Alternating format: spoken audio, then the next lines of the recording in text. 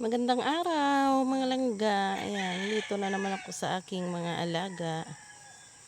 Ayan po. Puntahan natin sila. Ayan.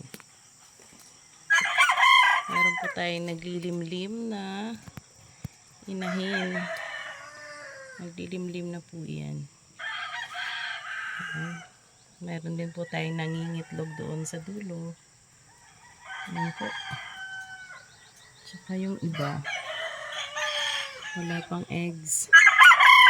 Pero ayan po, meron po tayong, ayan, 18 eggs po yan mga langga. Ayan. Dito wala pang laman. Ayan si Mother Deer, ang ating inahin ay naglilimlim. Ayun naman ang maingay. Bago naglimlim, nag-ingay muna. Bago nangitlog.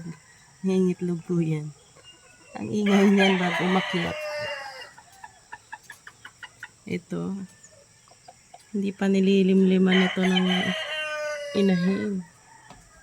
Ang dami niya nag-itlog. Ayan po. Magandang araw sa lahat. Ayan po ang aking palaitlogan sa aking mga alaga. Ito yan po yung aking broadcock at ibang inahin. At meron din po tayo doon. Yan pa sila. Yan. Malayo to. Yan sila.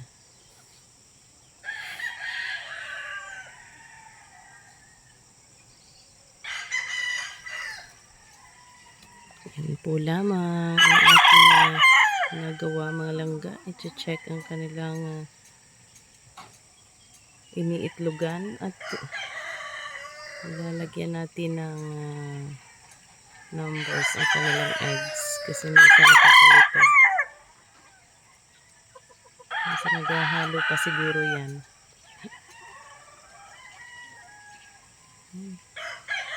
Masipag din mangitlog ang ating inahin. Kakatuwa lang. Ayan. O, diba?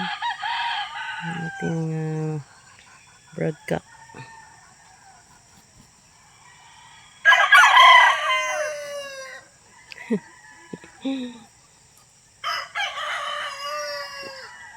Ayan mga langga. Ako'y baguhan sa aking pag-aalaga ng mga manok. Baka po meron kayong isuggest or comment lang dyan sa ating comment section.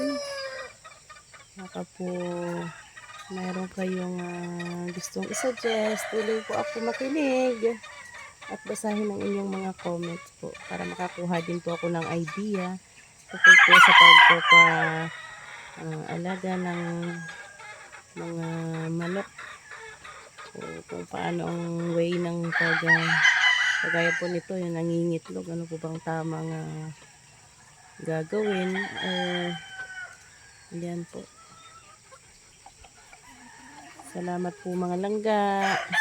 Please subscribe my channel para po updated po kayo sa aking mga next videos. Thank you.